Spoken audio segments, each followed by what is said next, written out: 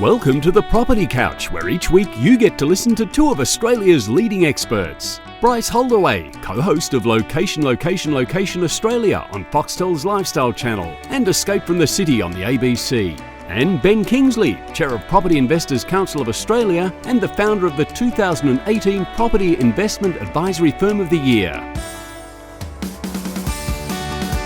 All right, folks, you're on the Property Couch, where each week Ben and I bring you the insider's guide to property, finance and money management. Hello, Ben. G'day, mate. How are we? I'm very good. It's That's the good. exciting part of the year for us. Mate, it is finals time. Finals time, yeah. So a couple of quick updates there. Our footy tipping comp has got to a very, very interesting climax, Ben. Do tell. We've got Father of Dragons leading on margin across Terry G. Now, both on the same amount of tips, Ben. Okay, so no one can get to those two. It has to be out of those two. Ooh, the margin, final two, the suspense. Margin around that is 2.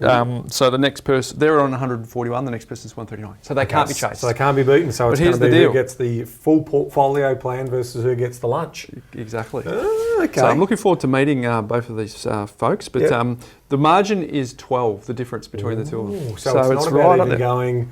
So one goes Richmond and then the other one... Father of Dragons has to go Richmond, right? Got to play it safe. If you're in the front and then you're hoping that, Well, historically, if they both choose the same team, historically, grand finals, with the exception of a few, are blowouts. So that 12-point margin is... if I was Father of Dragons, I'd want a 50-point margin. You cook that. It's a tight game. You lose. No. I'd want a 50-point lead. Sorry, I'd want a 50-point lead. Yeah. So because 12 is a bit uncomfortable. So good luck. Yes, good luck to the final two. Well, so here's my prepared speech, Ben. Okay. On behalf. Of the other 17 clubs around Australia. Yep. Thank you, GWS. No, but there's more to it. So hang in with me. Right, I got it. Because as I sit there and at three-quarter time, I'm thinking, what a shame Collingwood aren't in it. But then you staged one of would have been the greatest comeback in preliminary final memory. Mm-hmm. You would have staged that. And then you didn't. So it was even better. So that must have made it so much better. Well, all I can say is the team that turned up and played the best footy on the day got the chocolates, and they were in the grand final. Very humble. But I also say, good on Pies, right? Anyone who finishes top 4, Muppets. And for most of the year, you're making us proud. So fantastic. Good effort to the boys. Sorry they didn't get to the big dance. Thanks, Eddie. Yeah, no worries. Now, Fifey. Make everything. I was trying to work out how Fifey keeps winning Brownlows. And it's really simple. Okay, let's talk about talent. Because it's a one-horse race. Talent, skill. He's good. He's one of the best footballers. Polls in games that we lose. So, and that's the point. I'm glad you raised this point, Ben. Because it is a one team, one town, one player. I'm interested in this spin. Keep going. Then that's how he gets his votes. Right. So he's had more votes than he's played games. It's amazing. Yeah, him and Hayden Button. So very good. Anyway, congratulations. That's your best heckle, was it? It's not a heckle. The guy's a star. Yes. Fantastic. 2 Brownlows. They're not easy to win. Yeah. I mean, Who was the most recent Collingwood Brownlow medalist? Buckley. Long time ago, right? Good memory. That was way back in the How beginning. far way back? Turn of the century. Turn of the century. It was a little bit later than that. So you're going for GWS. I'm going for Richmond. Ibis. I know you don't speak, but just come on. Because the Cats are out. She mimed Richmond. Richmond as well. Okay. Geez, you two front runners, you always go for the favourites. No, my son goes for Richmond, so there we go. True. All right, what do we got? Make Money Simple again, Ben. Yes, the book. Free book. It went really well last week, so we are going to make sure that it's still available. So if you didn't listen last week to our 250th guest, Roger Montgomery, you should. But we are turning our crusade into a movement. We want you to get access to that book. It's a very limited time. MakeMoneySimpleAgain.com.au. You can get access to a free book. Choose your own adventure, Ben. Choose your own adventure. Stick around to the end of today's podcast because we're going to show you what adventure has been chosen. The downloads. It's interesting in terms of who's doing wealth building, who's doing slash and burn the mortgage, who's doing rapid deposit builder. And who's doing the credit card debt disaster. Okay. So I'll let you know that at the end of the show. Let us know at the end. And the last thing for me today, Ben, before we get on to the show, is you and I are going to create a video as soon as we finish here on the number one mistake that homeowners make when they want to turn their home into an investment property. So for those of you that want to check that out, I thoroughly recommend it. There'll be a link in the show notes. The number one mistake. If you want to know what that is, Ben, you should check that out. But today, my Mindset Minute theme is from Jeff Bezos. Jeff. He's currently he's the richest man. I think so. Pretty sure he's the richest man. He's the founder of Amazon anyway, for those playing at home. And here's a quote on the importance of what's not going to change, Ben. So, here's the quote. Yep. I very frequently get the question, what's going to change in the next 10 years? Mm-hmm. And that's a very interesting question. It's a very common one, Ivis. I almost never get this question. What's not going to change in the next 10 years? And I submit to you that second question is actually the more important of the two. Mm-hmm. Because you can build a business strategy around the things that are stable in time. In our retail business, we know that customers want low prices. And I know that's going to be true 10 years from now. They want fast delivery. They want vast selection. It's impossible to imagine a future 10 years from now where a customer comes up and says, Jeff, I love Amazon. I just wish the prices were a little higher. Or Jeff, I love Amazon. I just wish you'd deliver a little more slowly. Impossible. And so the effort we put into those things, spinning those things up, we know the energy we put into it today will still be paying off dividends for our customers 10 years from now. When you have something that you know is true, here's the key point. When you have something that you know is true, even over the long term, you can afford to put a lot of energy into it. That was Jeff Bezos at an event called reInvent in November of 2012, Ben. So, it begs the question as a segue. Well, that 2012, right? So 10 years, it's coming. So what has he been working on? Well, 7. Rapid delivery, sort of drone delivery. The big thing that's happening in the space in storage is they're now not doing these mega centres that are huge, large sheds on large parcels of land. Yeah. They're actually moving strategic them to locations. And 12, 15 stories. So the actual total building is a robotic centre that moves parcels around for delivery. So they're not worrying about these mega sheds out wide, these distribution centres, because obviously closer in, where the vast majority of people live, they need rapid deployment of those goods because, he promises quick delivery, right? 1 hour for their prime customers and so forth in the States. So that is going to be a big thing in industrial real estate. And in commercial real estate is these huge towers that are going to have effectively no one in them, but basically batching out machines, bringing all of the goods that people are buying online to them. So I thought that'd be a nice little segue for us, Ben. Yeah. Because over the last 250 episodes, we've been teaching people, the basics, the fundamentals, getting the best guests on so that they can form a foundation. Yep. But I thought that was a nice way to put for us to consider today. What's not going to change in property investing in the next 10 years? Yep. So I thought that's what we talk about today. And if we have a bit of time, we might talk about some Q&A that we've been receiving from folks around money management. But Ben, I'm going to throw it to you. All right, so I'm going to start with people still need shelter, Bryce. That's definitely it's a human need. Not going to change. It's a basic need. It's a basic need, but we embellish that in terms of, by that I mean that house proud will still be a thing in 10 years' time. And so location and status and success and aspiration, I think, will still be a thing for the vast majority of people. So if you can combine those two things, it means that people are still going to want to live in the premium areas where it offers them convenience and lifestyle drivers, and they're going to remain house proud, Bryce. So if I'm going to remain house proud, it's those areas where the stock is in limited supply, but high demand, where you're going to see consistent long-term capital growth, is my view.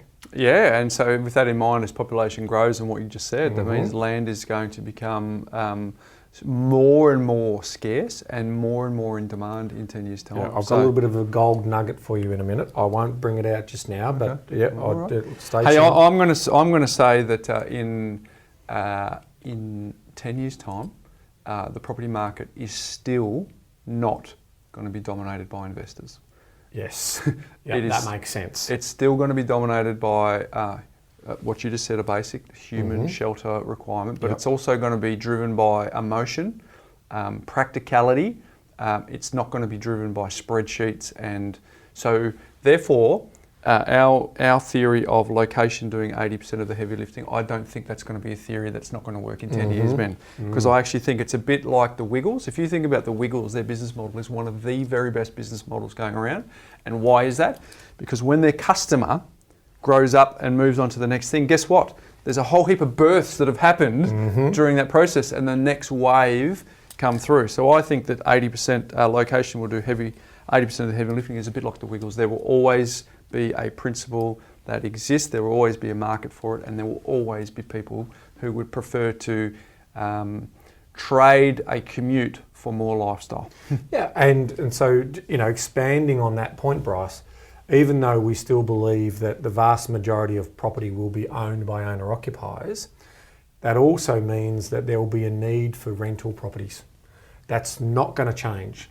There's ultimately, through population growth, through movement of people, there will always be people who will need short-term accommodation, and we're not talking, sort of nightly accommodation, but basically short-term, 6 months, 12 months, where they're bedding themselves into a new city for the job prospects or the transfer they've done. So there will always be a rental market, always. Now, in terms of the different types of rental markets, that may play out.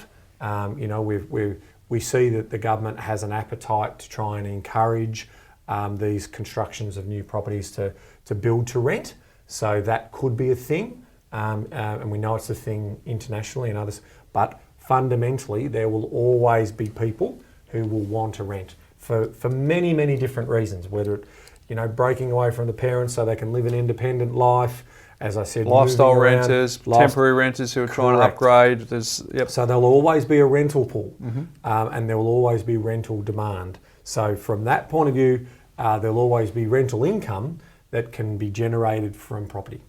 Like it. For me, Ben, if I think about 2029, 10 years from now, I believe that between now and 2029, one thing that won't change, there will be new get-rich-quick schemes between now and then, Ben.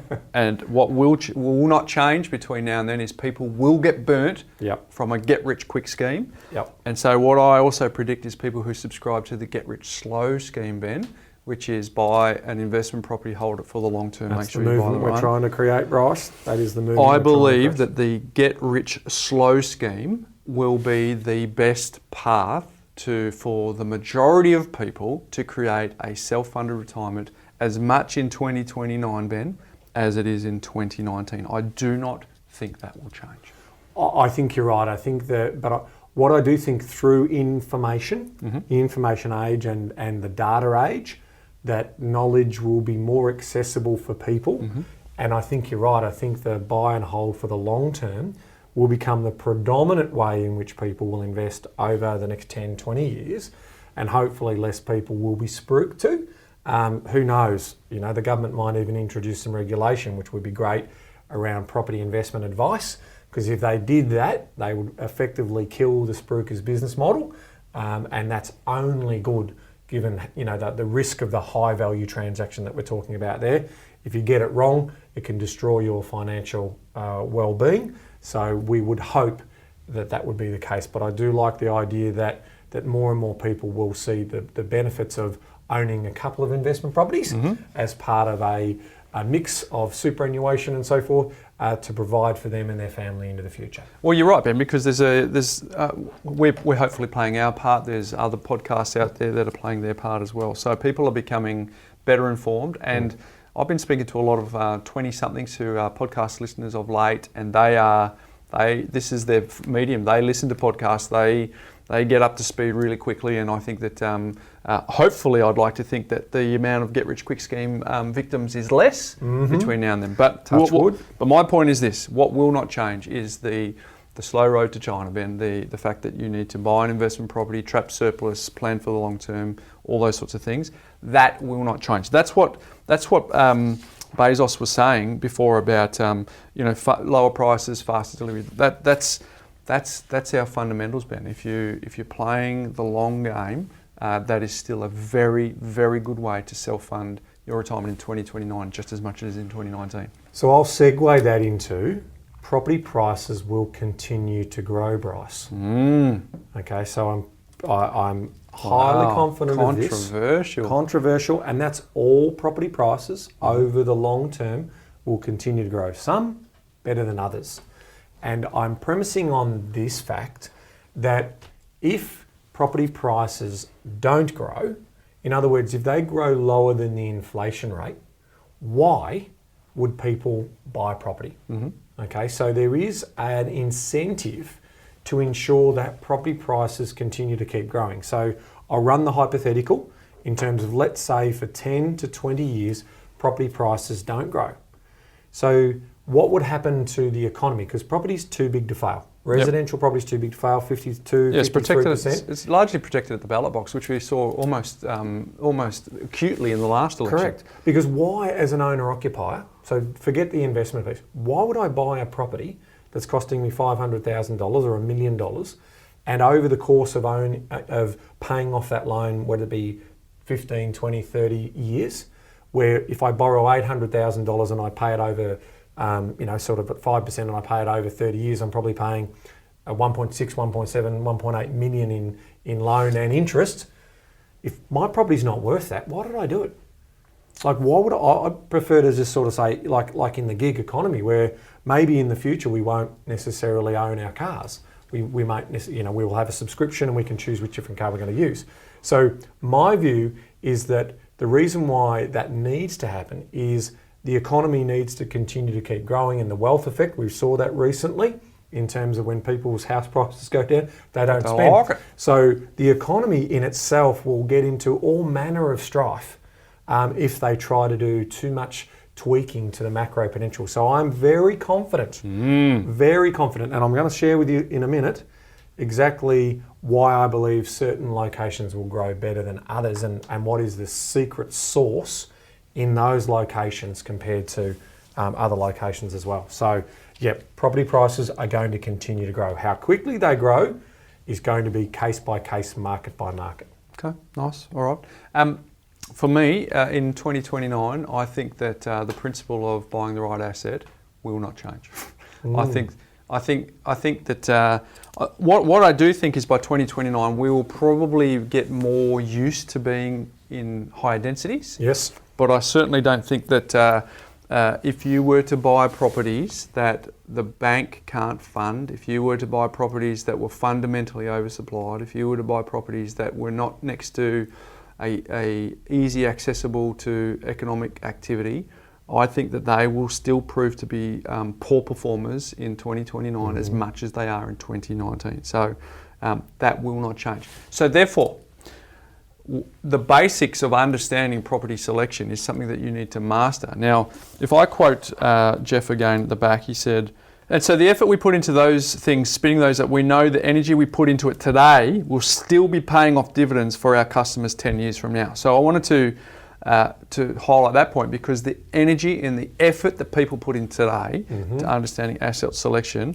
will still be paying off dividends. He says for customers in 10 years from now, for our community of listeners from 10 years from now. So what I've been doing, Ben, is I've been speaking to a lot of people of late who are implementing the money smarts, who've got benefit from the TPC, from the Property Couch.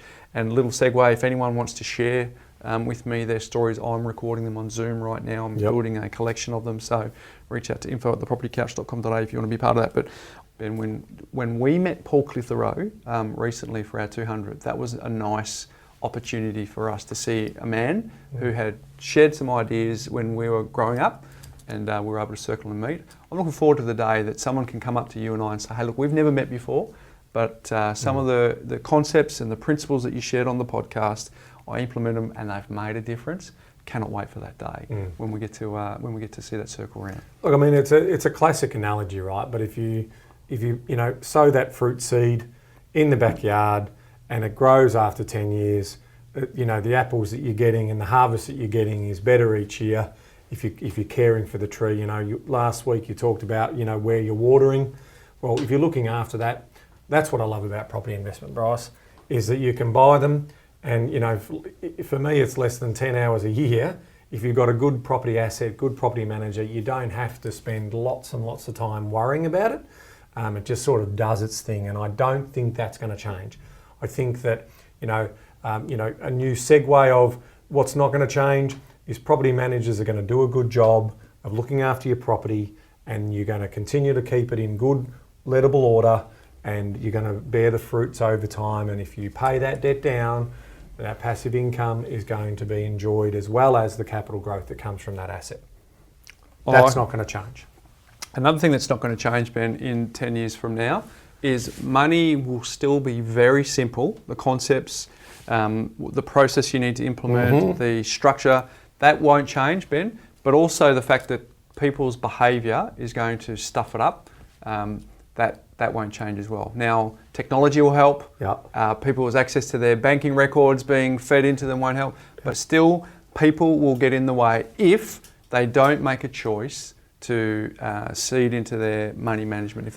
In our book, Ben, yep, it is rock solid, bulletproof on how to manage your money, and yet people who, if even read it, who don't implement it, are still letting their behaviour get in the way, even though, let's be honest, what's contained in the pages of that book is it is probably primary school understanding, not secondary school understanding on how to implement it.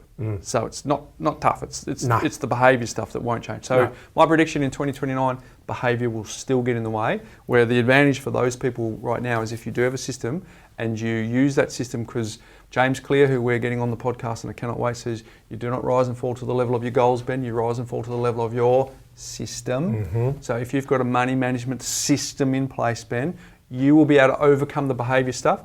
But in 2029, I guarantee that people will still get in their own way. If I can embellish that a little bit more, there will still be people, as you say, who will play the avoidance game.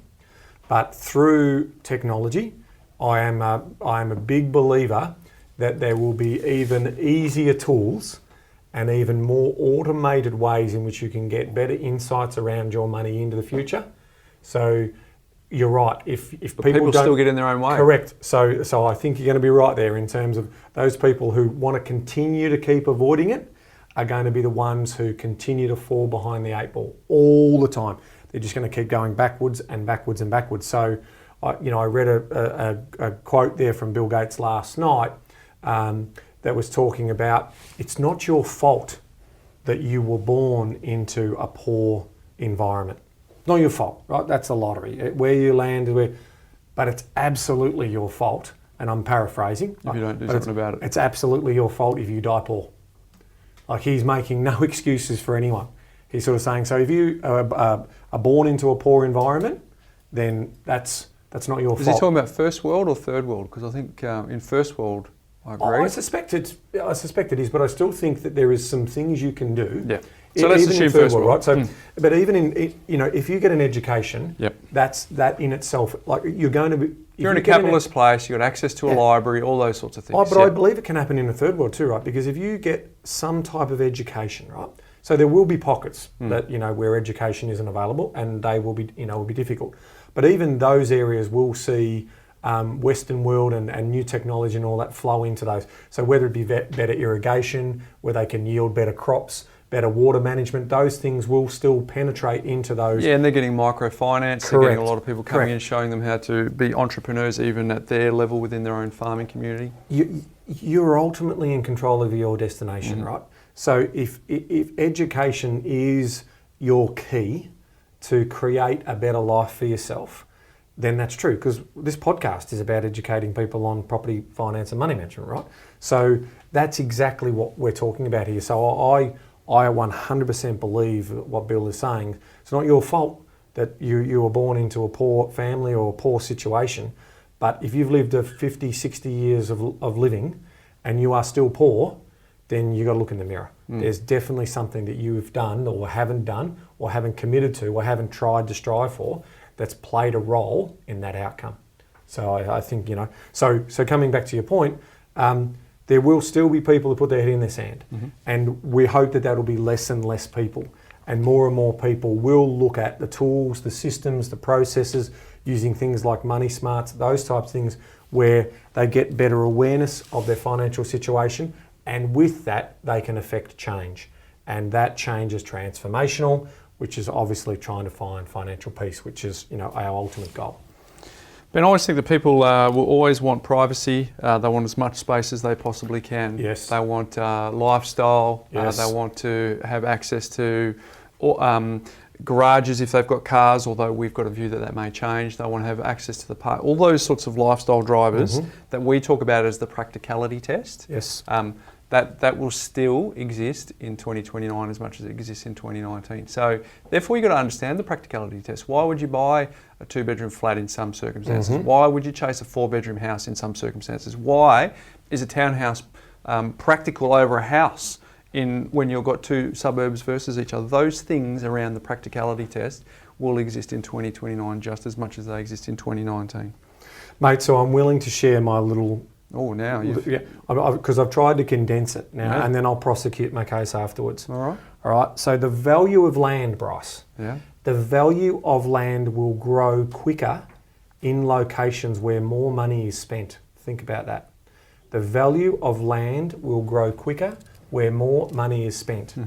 So I'll give you firstly the business example of that.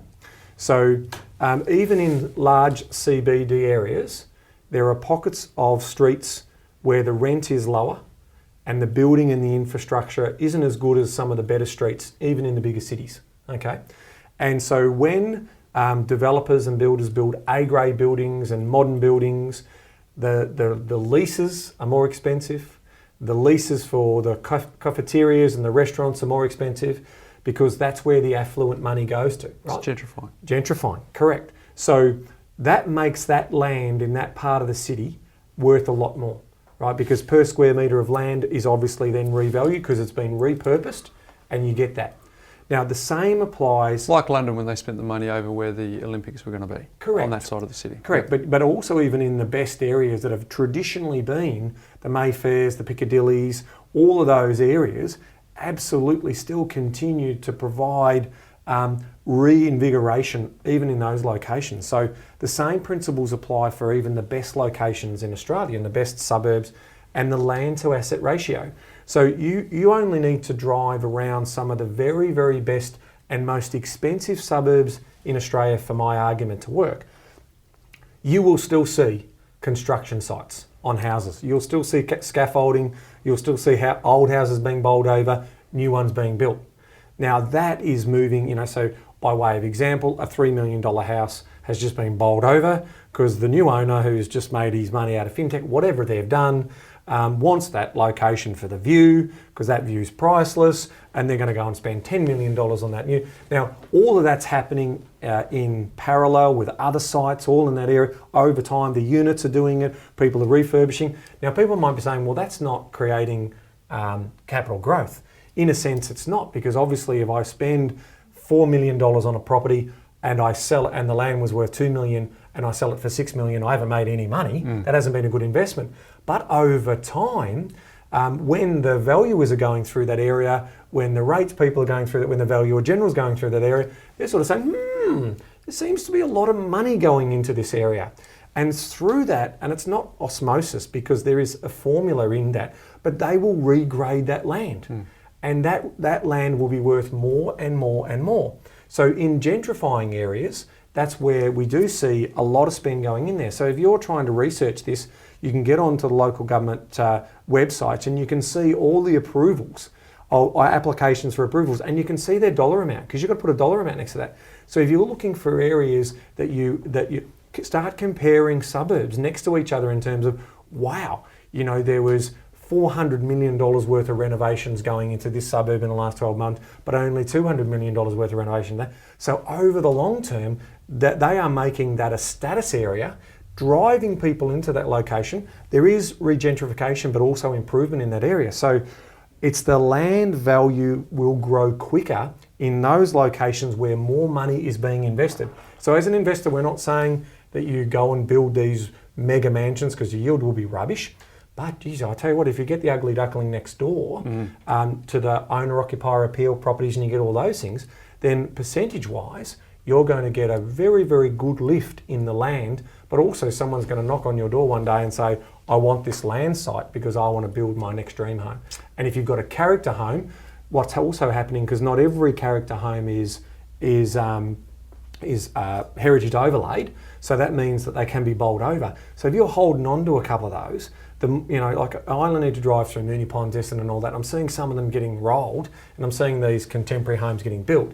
And I'm sort of saying, that's interesting, isn't it? Because there'll be less but there's still a lot of appeal for modernising, leave the old character, and then, the back of the house, you contemporise that in terms of what it looks like. So that is a big observation in terms of, for those people who are trying to understand where the confidence is, and it comes back to the point I said before, capital growth will be available across all markets as land values continue to grow over time as the economy grows.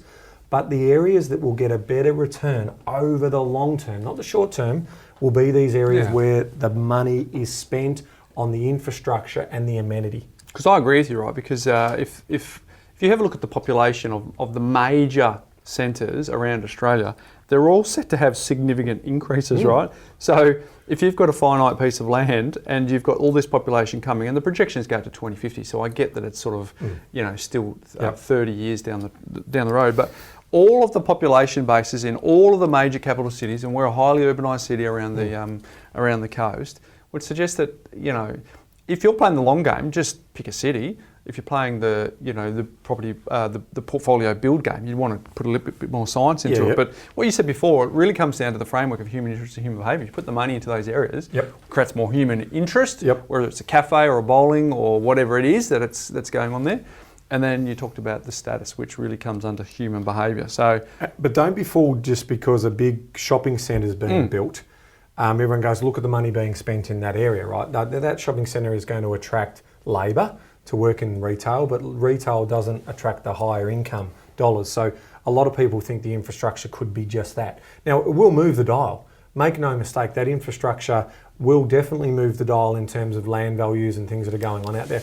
And if you're price sensitive and need to buy at a lower price point, seeing that as part of the infrastructure and thing that's going to be built out there could mean that over the course of the next 10 or 20 years, you'll get better percentage growth on that land as it then starts to mature out.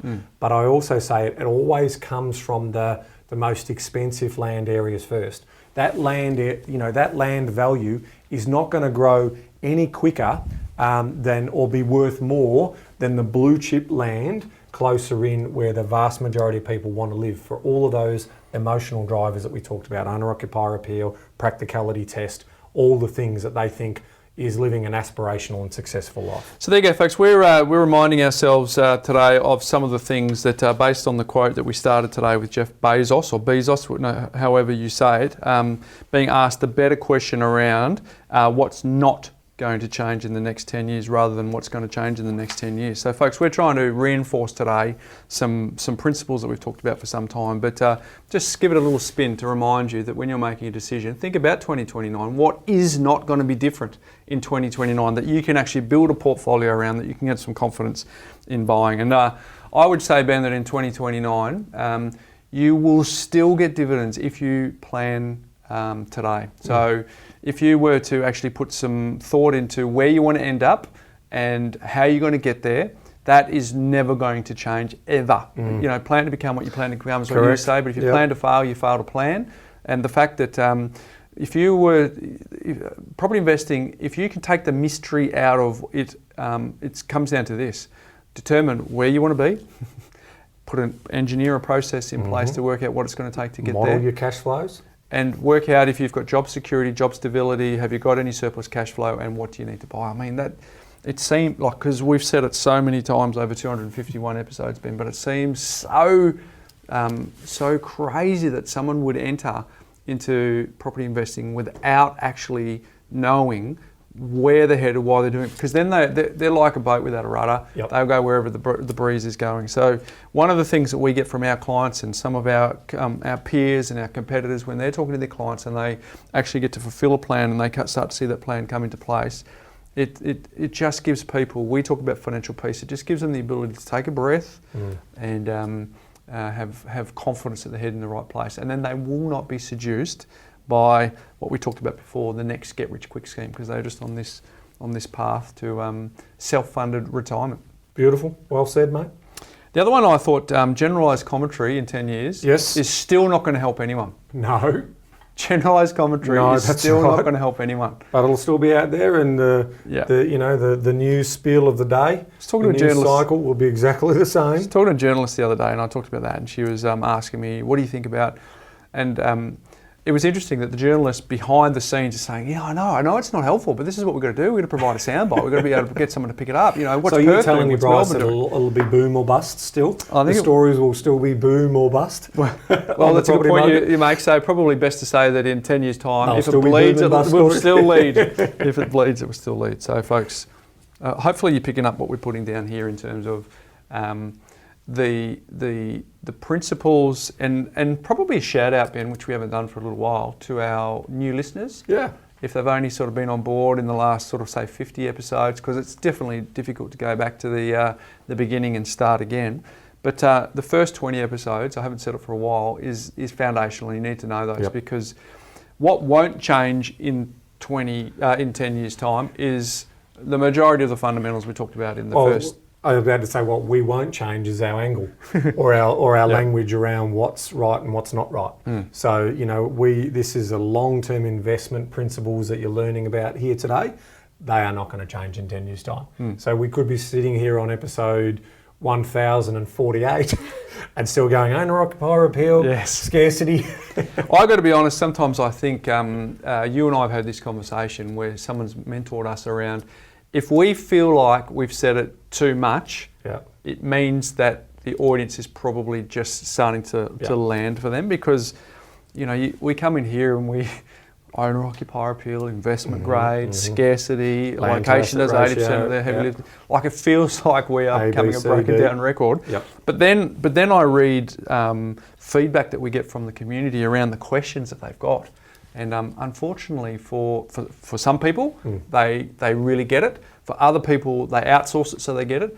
And then, but there's still a big group of people that it's not quite landing on yet. So we're going to continue to reinforce the basics. And I think that's good. I mean, Dr. Peter Fuder, I've said this before. He says people will tolerate other people's, views, but they'll only act on their own conclusions, right? So they'll tolerate. So if you've got a natural level of skepticism, welcome. Brilliant. That's exactly how you should be, right? So you're not gullible, you're not going to be led down the garden path, but they'll only act on their own conclusions. So I think it's our duty to continue to keep reinforcing those principles. And that's why I love today's podcast, because, thinking 10 years about what's not going to change, because there will be innovation, there will be lots of different changes around banking and managing money and all those things. But if you stick with the fundamentals and you understand, you know what, you're right, Bryce, people do need to live somewhere. Yeah, and people are going to be house proud, and they will want that, sort of indoor-outdoor space, and they'll want to entertain. That I don't think that's going to change. No. So unless we can all be teleported somewhere, through a machine, which I don't think is going to happen in the next 10 years, then congestion will still be a thing, population will still be a thing, and so from all of those points, property will still be a thing. Because anyone with a material income today will be no different to anyone with a material income in 2029. The majority of people want to park in residential real estate because of how you opened the batting today. Essential need.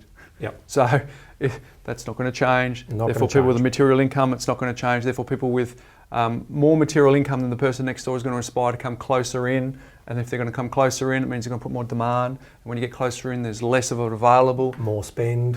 More spend's going to move the land value. So, terrific, mate. This has been great. So there you go, folks. Hopefully that's reminded our long-term listeners of some of the basics, and it's inspired some of our new listeners, Ben, to maybe go and revisit some of the basics, because you did point out last week, I said the grass isn't greener on the other side, Ben. The grass is greener where you water it. So I think I'm impressed that you remembered, by the way. So folks, the grass is greener where you water it. So have a think about that. Jeff Bezos says he's planning his business around what's not going to change. Our invitation to you is to plan your property portfolio, to plan your self-funded retirement around what's not going to change in the next 10 years rather than what is going to change in the next 10 years. All right, Ben, I did mention we might get to some money management stuff, but there's a fair bit of good stuff there. I reckon we might roll that. Let's do that next week. Next week, because there's a fair bit that you and I can delve into there. So today, again, I just want to remind some of the basics for our new listeners. We touched on it there. If you do want to circle back, The tip here is to start on episode 1 at 1.5 speed, Ben. I had lots of people say, oh, that was a good tip. I did that. And it meant that I could get up to speed quickly. So beautiful. For those of you who've done that, there's also the binge guide. So at the end of this podcast, I will give you the link. Details. So just stick around for that. You'll see what the details are. Yep. And how we determine our success of our community is if we can help them make positive change, they avoid making those dumb decisions, Ben, and they are better in control of their money, they have financial peace, and they know what they're doing about their future. Finally, if you are a long-time listener and you want to leave us a review, we'd love that. It helps with the algorithms. Now Subscribe. That helps with the algorithm. I would love for you to give us a 5-star review, Ben, but we recently got a 2-star. So whatever you so inclined want to tell us, we appreciate the feedback. That'd certainly help with us. Hey, my life hack today, Ben. Yes. Is I've received the wisdom from people. You and I have got young kids. Yep. Yours is 7 and 9, mine's 6 and 8. So we haven't reached teenage years yet, right? So, no. But of course, there's people. If anyone wants them for the teenage years, let me know. You can just contact me at info@thepropertycash. Yeah. Well, maybe I'll get on board that one too. So my life hack today is, Ben, if you and I don't have it yet, but this is for you and me to think about later. If you have older kids and you haven't heard from them for a few days, right? You know where I'm going? Yeah, no go. All right. Just change the password on Netflix or your Wi-Fi, and you're guaranteed to hear from all of your kids within 20 minutes. You're welcome. So, I love it. That was a good one. Did you know? Did you know, Bryce? Well, I thought, obviously with the big book giveaway for our movement in organising people in turning up to control and manage their money, I thought I'd just share some of the stats because we've thousands of downloads of the new book. So thank you, everyone. So just for clarity, Ben, where can people go to get it? They can get it at makemoneysimpleagain.com.au, Bryce. You thought you'd set me up there. Didn't work, I remembered.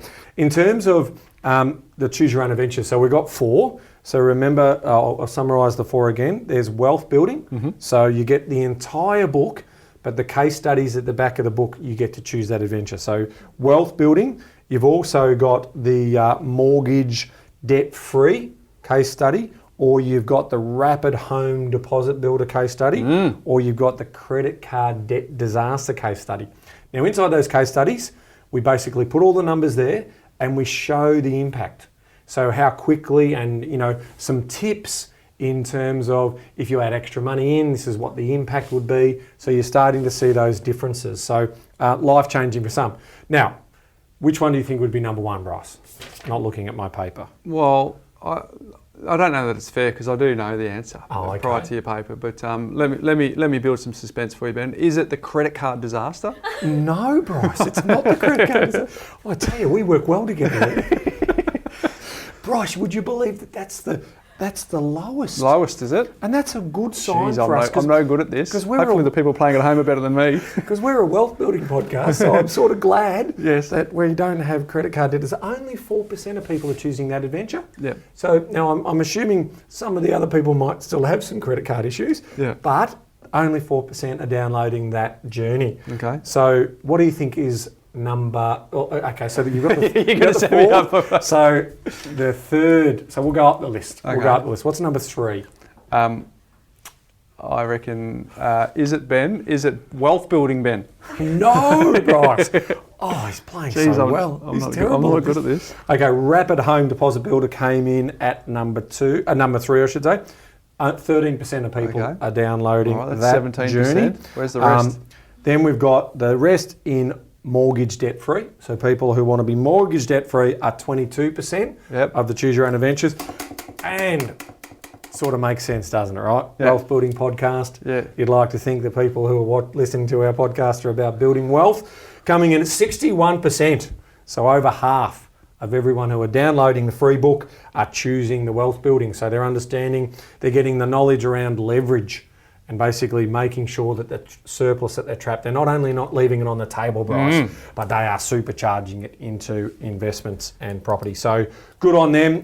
Look forward to hearing some feedback. And next week we're going to circle back to some of the feedback that we have been getting from the people who are reading the book. And we've asked them a couple of simple questions in regards to what's their money challenge. Yep. And then, obviously also getting some feedback in terms of which episodes have helped them the most. So we're looking forward to sharing that on next week. We'll do that next week, Ben. Now, what I would encourage about your Did You Know, Ben, is for those folks to don't feel pressured into going and downloading the wealth building one. If you are someone who is suffering from credit card disaster, just because you are in the minority at this point in time of that particular promotion, go and, because we want you to get out of the... That's where, so you'll see how to reorganise your money into being... So what happens in each of these case studies is we run different scenarios. Yeah. Usually 2 or 3 different models. So you're absolutely better off downloading the one that's more relevant to you because you're going to get some tips and tricks in terms of how to improve that story and get to where you ultimately want to get to, which is to trap more surplus and then one day create financial peace. So there you go, folks. For a limited time, we are giving away our book for free, the Make Money Simple Again book. You can go to makemoneysimpleagain.com.au. You can download it, very limited time. So 2 things. 1, download it, Ben. 2, tell your friends to go and download it as well, because we will take that away at some stage. But we just want to create a movement so people can do that. Hey, Ben, I don't know if you knew this, but I've got a Did You Know? Okay. And it came up, and this won't be a habit, all right? So it's just a one-off. But someone in the office didn't know this, and I thought, well, I wonder if other people knew this. But Ivis, the Stig here, was our original BA associate, Ben. She was? Now here's the thing. That's buyer's agent for those people. Buyer's agent associate in our business. So there's a buyer's agent associate, there's the buyer's agent, and then we've got someone who talks to the clients and our client property strategist. But she didn't like talking to agents, Ben. She didn't like picking up the phone talking to real estate agents. Where's this going on? This is interesting. All right. It wasn't her favourite thing to do. But what you and I did is we were passing in the corridor. Look at the body language over here. I know, hands across. Yes. Like, where's this She's going? staring me down. No, this will end positively, Iris. This will end positively, right? So, but then, do you remember when we found out that she'd actually done a little bit of video editing at uni on the side? Yes. So we've got, all right, so now some 250, 300 videos later, she's now done a little bit of editing. And then she just had a little go at recording you and me. Yes. And turned into a podcast. So I wanted to, we honoured her last week, but I just wanted to honour Ivis, but as a shout out to people in our community, that there is an opportunity, if you have some skills, just see where they go, because as Ivis was going down this path with that company, now she's become part of the trio here, and arguably probably 50%, and we share the remaining 50%, so 25%. She's 24% you, 26% you, 24% me, and 50% Ivis. 20% turn-up rate for me. But just to shout out, folks, that 2 things. 1 is to honour the contribution, because you and I are the ones that flap on all the time. Star. And 2, just a little shout out to those folks that if you go down, all that's important is momentum, because we kept on moving in one direction and we pivoted. And if you had asked Ivis, do you think you would have been producing this, all the videos, me and you putting her under enormous pressure like we do, all the deadlines, some 4 or 5 years later she would have said no. So there you go. Well done, Ivis. Well done, Ivis. Little contribution to you. But Ben, where your career path goes is where your career path goes. Yep. Until next week. Bryce, knowledge is empowering, but only if you act on it. Well done, folks. MakeMoneySimpleAgain.com.au. See you next week. Hey there, folks. Bryce Holdaway here. Before you go, if you're new to our community and only listen to maybe a handful of episodes, I thoroughly recommend that you go all the way back to episode number 1, where we unpack all of the foundations when it comes to property investing. Now, for those of you that might be a little bit time poor, I've got good news for you. We have a binge guide that you can download straight away, which summarises the first 20 episodes where Ben and I unpack the foundational pillars of the A, B, C, D, and so much more. And you can get that straight away. If you go to thepropertycouch.com.au/TPC20, you can download it and consume it whenever you want. It's completely free and available now. And for those of you, just a quick reminder that nothing we've spoken about today constitutes financial advice. We recommend that you reach out to your licensed professional advisor so that you can look at your unique circumstances before acting on any information. Now don't forget, go to thepropertycouch.com.au/TPC20 and get your binge guide today.